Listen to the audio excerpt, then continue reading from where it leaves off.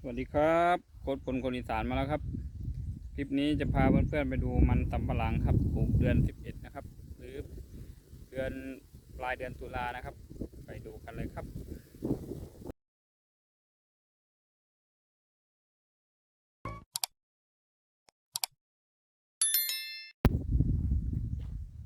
ตอนนี้มันสำปะหลังปลูกมันปลายเดือนตุลาก็เดือนกว่าๆแล้วนะครับเพื่อนๆไปดูต้นมันนะครับมันนี้รองพื้นด้วยปุ๋ยกากน้ำตาลนะครับปุ๋ยกากน้ำตาลที่เป็นสีดำๆนะครับพื้นที่ทั้งหมดมัน4 ไร่กว่าๆนะครับเกือบ5 ไร่ใช้ใส่ไปที่15 ลูกนะครับก็ลูกหนึ่งก็กระสอบปุ๋ย50 กิโลนะครับแต่ว่ากากน้ำตาลมันจะมีน้ำหนักที่เบากว่ากระสอบหนึ่งประมาณ20 กิโลครับใส่ไป15 ลูกนะครับรองพื้นนะครับก็มีต้นมันที่ไม่ขึ้นเหมือนกันนะครับมันขึ้นมายอดมาแต่ว่ามันก็ตายไปนะครับก็ส่วนมากก็จะขึ้นนะครับต้นเขียวดีครับสวยงามดีนะครับรอบที่แล้วที่เราขุดนะครับเราใช้ปุ๋ยปานินทองไปนะครับ3 ลูกได้ผลผลิตอยู่ที่30,000 กว่าบาทนะครับก็ตกไร่หนึ่งจะอยู่ประมาณ7,000 ถึง 8,000 บาทนะครับไม่ถึงไร่ละ10,000นะครับก็ประมาณ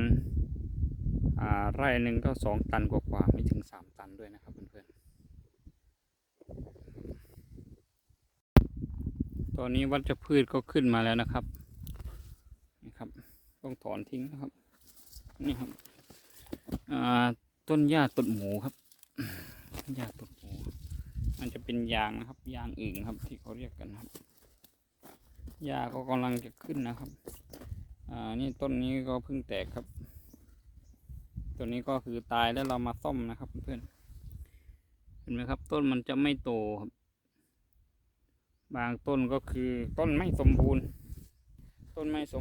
ก็มันเพิ่งแตกมาจากข้างล่างเลยแตกมาจากรากนะครับไม่ได้แตกมาจากยอดนะครับถ้าแตกยอดมันก็จะสวยงามครับนี่ครับเราก็ต้องซ่อมครับนี่ผมซ่อมไปหลายรอบเหมือนกันนะครับเพื่อไม่ให้มันห่างเกินไปนะครับถ้าเราไม่ซ่อมมันก็จะห่างเกินไปนะครับถอนวัชพืชนะครับเพราะถ้าวัชพืชมันโตกว่าต้นมันเนี่ยมันจะคลุมแย่งแสงแดดแย่งอาหารกันนะครับนะครับเราต้องถอนออกนะครับเนื่องจากว่ามันเราปลูกเดือน11นะครับเราได้ฝนมาแค่ครั้งเดียวนะครับคือตอนหลังเกี่ยวข้าวนะครับเกี่ยวข้าวเสร็จทีนี้ปัญหาก็คือต้นมันที่มันไม่ขึ้นนะครับเราก็ต้องมาซ่อมพอซ่อมแล้วมันก็จะโตไม่ทันเพื่อนนะครับ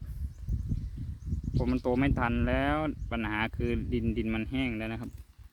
ปัญหาต่อไปก็คือว่ากลัวว่าภาวะขาดน้ำของมันนะครับอาจจะทำให้ต้นมันไม่เจริญเติบโตได้นะครับอย่างนี้ต้องเที่ยวมาหยอดน้ำนะครับเพื่อให้เลี้ยงต้นให้มันต้นมันโตขึ้นมาอีกหน่อยหนึ่งโอกาสรอดมันก็จะมีสูงนะครับก็คือใช้เครื่องพ่นน้ำหรือบัวรดน้ำก็ได้ครับถ้าให้มันแตกได้ประมาณนี้นะครับมันก็จะมีโอกาสรอดได้มากขึ้นนะครับแต่ถ้ามันยังยอดแดงๆอยู่ฝนมันทิ้งช่วงนานนะครับช่วงนี้ก็อาจจะทำให้มันยืนต้นตายได้ก็คือมันก็จะเสียหายนะครับผลผลิตจะเสียหายนี่นะครับตัวอย่างต้นมันที่มันไม่ขึ้นนะครับเห็นชัดเจนเลยนะครับเพิ่งแตกยอดก็คือเรามาเสียบที่หลังนะครับเสียบซ่อมครับเรียกว่าซ่อมแซมที่มันไม่ขึ้นนะครับอยู่ฝั่งนี้เลยครับมีเยอะเลยนะครับซ่อมเพื่อไม่ให้มันผลผลิตมันเสียหายมากครับเพื่อให้มันโตขึ้นมาทันกันนะครับที่ซ่อมตัวนี้ก็แตกเยอะแล้วเหมือนกันครับนี่ผมก็มาดูรดน้ำนะครับ พื่อให้อาหารมันให้มันโตขึ้นมาอีกหน่อยนึงนะครับ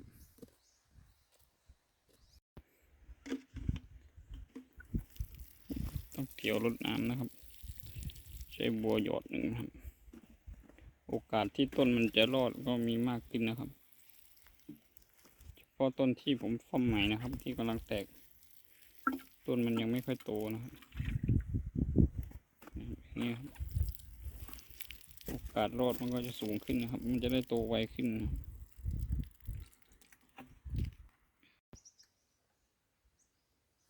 นี่นะครับเพื่อนๆต้นมันที่